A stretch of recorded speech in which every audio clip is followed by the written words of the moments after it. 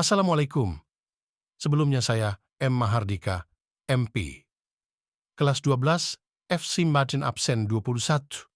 Pada video ini, saya akan mempresentasikan tentang laporan keuangan perusahaan dagang. Dan apa itu laporan keuangan? Laporan keuangan adalah berkas pencatatan uang, di mana laporan berisikan segala macam transaksi yang melibatkan uang, baik transaksi pembelian maupun penjualan dan kredit. Laporan ini dibuat dalam periode tertentu, contohnya setiap bulan atau setiap 1 tahun, tergantung kebijakan perusahaan masing-masing. Dan selanjutnya, apa saja tujuan laporan keuangan? Dan yang pertama, informasi keuangan, dan kedua yang pengambilan keputusan, dan yang ketiga, transparansi, dan yang terakhir, pengukuran kinerja. Dan apa saja jenis-jenis laporan keuangan? Yang pertama, laporan laba rugi digunakan oleh perusahaan untuk mengetahui bagaimana posisi keuangan laba dan rugi perusahaan. Dan yang kedua, laporan arus kas.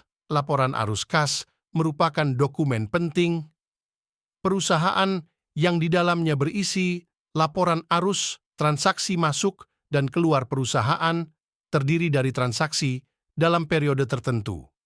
Dan yang ketiga, laporan perubahan modal. Laporan perubahan modal yang digunakan untuk melakukan pelaporan jika terdapat perubahan modal dalam perusahaan yang terjadi pada periode tertentu. Dan yang keempat, laporan neraca. Laporan neraca merupakan sebuah laporan keuangan perusahaan yang menunjukkan kondisi, informasi, dan posisi keuangan suatu bisnis dalam periode tertentu. Laporan neraca sangat penting bagi perusahaan agar bisa merencanakan proyek ke depan. Dan selanjutnya, contoh laporan laba rugi seperti berikut.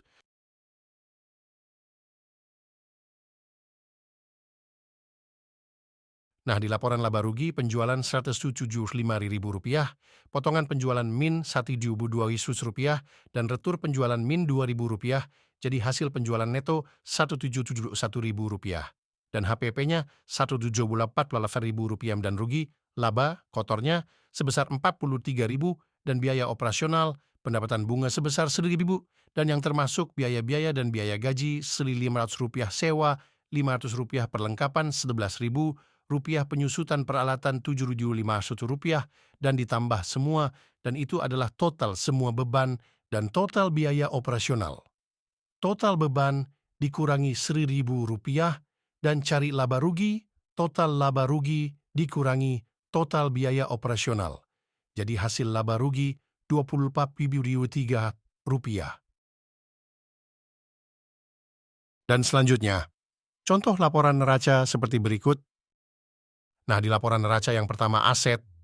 Aset lancar meliputi kas Rp75.000, piutang Rp150.000, piutang bunga Rp1.000, perlengkapan Rp4.000, persediaan Rp20.000 sewa, dibayar di muka Rp700, kemudian kita tambahkan semuanya, jadi total keseluruhannya Rp207.200, kemudian kita cari aset tidak lancar, meliputi peralatan sebesar Rp50.000, dan akumulasi penyusutan.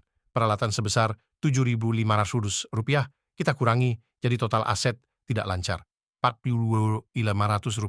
Kalau kita ingin mencari total aset keseluruhan, total aset lancar, ditambah aset lancar, jadi total aset keseluruhan adalah Rp243.200.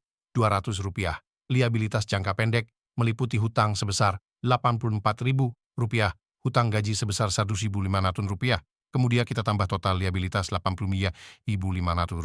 Kemudian ekuitas meliputi modal akmal Rp133.300, laba Rp21.300, terus kita tambah jadi total ekuitas Rp197.700, kemudian total liabilitas tadi ditambah dengan ekuitas menjadi Rp243.200.